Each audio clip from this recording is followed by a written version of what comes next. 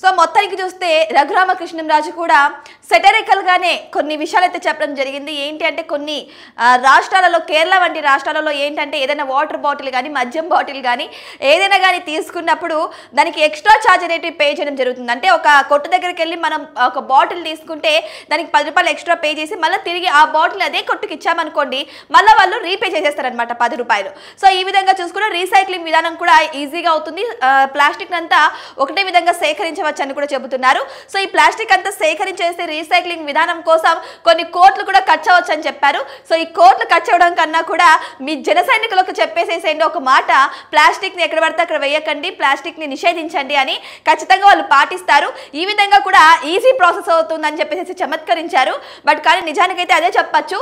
ప్రతి ఒక్కరు కూడా అంటే ప్రతి ఒక్క రాజకీయ నాయకుని నమ్ముకొని ఎంతో మంది ప్రజలు ఉంటారు. ఇక్కడ మంత్రి కావచ్చు, ఎమ్మెల్యే కావచ్చు, ప్రతి ఒక్కరు కూడా వాళ్ళు ఖచ్చితంగా వాళ్ళ కార్యకర్తలకు కానీ వారి జన సైనికులకు కానీ ఖచ్చితంగా ఈ విషయం గురించి వాళ్ళు చెప్తే డెఫినెట్లీ పాటిస్తారు.